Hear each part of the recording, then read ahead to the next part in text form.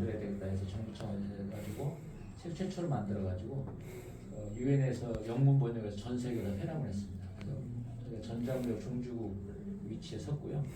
2008년도에는 전자금융거래법이라고 그것도 우리가 가장 앞서고 있습니다.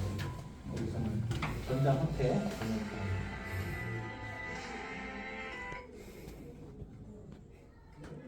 전자화폐 개념에서 흔히 나오는 뭐 가상화폐, 뭐 암호화폐 얘기하는데 그건 화폐가 아닙니다. 그러니까 화폐란 영어로는 커런시인데 그거는 전 세계적인 결제가 돼야만 화폐가 되는 거거든요. 그래서 외국 애들은 감히 커런시라는 말을 못 씁니다. 그걸 코인 또는 토큰으로 하는 거고요. 외국 애들은 정지가거든요. 그래서 이거는 화폐가 아니에요. 네. 그래서 그걸 우리가 좀 가상화폐, 암호화폐로 쓰는 나라는 우리가 우리나라밖에 없습니다. 비트코인, 비트커런시가 아니잖아요. 그래서 전자화폐는 커런시입니다. 법정화폐고 리걸 커런시고 전 세계적으로 결제가 되기 때문에 지금 중앙은행 주도로 해서 전자화폐를 만듭니다. 그러니까 디지털 화폐라는 말은 이제 일반 학계에서 쓰는 말이고 법 용어로는 전자화폐입니다. 같은 뜻입니다. 그리고 이제 중앙은행 차원에서 지금 하고 있고 그리고 우리가 1915년 지금 박근혜 대통령이 있을 때 한국, 중국, 일본의 시장을 전자무역 이웃통합하듯이 통합을 하자. 그걸 3개국 정상이 합의해가지고 이제 전세 선포했고 거기에 제가 또 깊이 관여돼 있고 해서 그거를 그때 15년도에 우리 진흥원이 만들어진 겁니다. 그 업무를 담당하고 그래서 중국에도 만들고 중국은 상무부 산하, 일본은 경제산업성 산하에 만들어서 우리 3개국 간의 진흥 같은 조직에서 민간 차원의 협력을 하고 있고요. 정부 차원은 또 하고 있고 그런데 이번 정부 들어서서는 저희가 이제 또 산자부시다 에너지 상공부가 지금 산업통상자원부 이름이 바뀌었거든요. 에너지를 또 우리 산자부에서 하기 때문에 에너지 업무를 좀 오래 했습니다. 한국전력도 감독했고 한국전력을 이제 분할해 가지고 한수원, 화력오사 6개 발전회사 떼어내고 그다음에 이제 한국전력그래서 만들고 이런 업무를 저희가 하는 겁니다. 하고 있는 상태에서 저희가 이제 그 정부에서 청장 마치고 로펌에 영입돼서 와서 이제 로펌 일을 하면서 또 한국종합컨설팅 그룹이라고요. 가장 앞서가 있는 거기에 제가 여러 기관 참여하고 이제 회장 좀 맡아서 해달라 해서 회장 맡아서 하고 있습니다. 그래서 에너지 프로젝트 지금 하고 있고요. 수소 발전하고 가스 사업 하고 있습니다.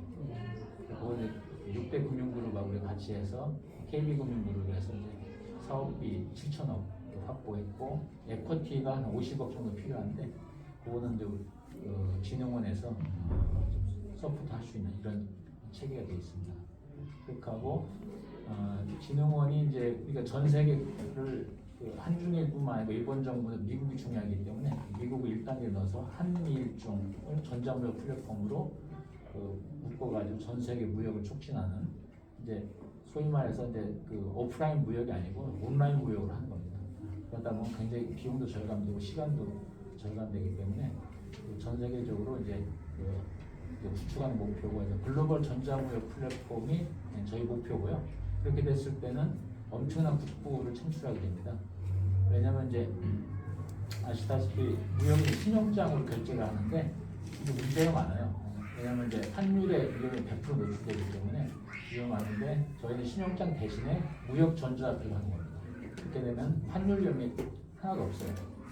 그 무역에 관한 단일 통화가 되기 때문에 없고 기타 여러 가지 뭐 장점인데 시간 관계에서 생략하고 그래서 전 세계 무역 불리면 수백 경인데 그 무역 전자화폐가 신용장 너무 좋은데 신용장을 10%만 대체해도 무역 대금 우리나라에 수십 경이 들어오는 겁니다. 50% 대체하게 되면 수백 경이 들어오는 거고 저희가 이제 시중은행을 지정을 합니다. 그러면 전자금융거래법 말씀드린 그 법에서 그 은행은 전자화폐 은행이 되는 겁니다. 그래서 그 업무에 관한 진흥원 지휘를 받고요. 일반 나머지 은행 업무는 이제 금융감독원 지휘를 받고 이렇게 되고요.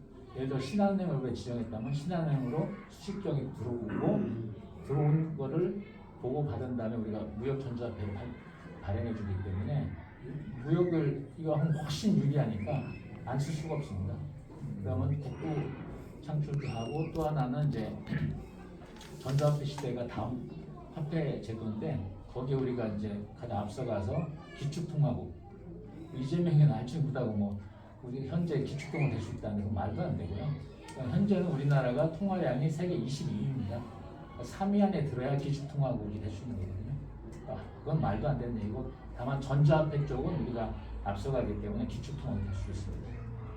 그런 국분 창출하고 기축통화국 할 수 있는 이런 프로젝트라서 이번 정부에서 그냥 가장 최고의 국제 사업이다 해가지고 제가 뭐 국무총리하고 대통령께서 보고 드렸고, 선거 때도 제가 본부장으로 대통령 모셨습니다. 그래서 워낙 중요한 거기 때문에 이제 저희가 추진 지원을 민간 차원의 기부금을 받아서 할 수 있도록 허가를 해줬고, 그래서 지금 두 가지 종류의 기부금이 있습니다. 백색 기부금이 있고 흑색 기부금이 있는데, 흑색 기부금은 이제 은행에, 시중은행에 6개 시중은행이죠. 6개 시중은행에 예금돼 있는 거, 예금돼 있는 거를 지금 못 찾아갑니다. 왜냐하면 이제 그런 자금들이 있어요. 굉장히 큰 규모로 있는데 그거를 이제 금융거래를 감시하고 규제하고 처벌하는 정부 조직이 있거든요. 굉장히 막 엄정합니다. 그래서 그거 하게 되면 이제 그걸 인출을 시도하게 되면 그 자는 현행범으로 그냥 바로 체크해버리고 형사처벌하고 100% 추징합니다. 그런 거를 다만 진흥원은 너무나 중요한 국제사업 하니까 이체를 해주는 겁니다. 정부에서 진흥원. 그러면 그게 굉장히 규모가 되고, 백색 기부금은 있는데 그거는 이제 그런 것이 아닌 자금으로서 그냥 혜택을 주는 그런 제도가 있습니다. 그래서 앞으로 이제 우리 기부금이 이제 되게 되면 이제 백색 기부금을 지원하는 이러한 제도도 정부에서 운영하고 할 거기 때문에 많이 좀 관심 가져주시면 감사하겠습니다. 네이버에 나오시네요. 네. 네이버에.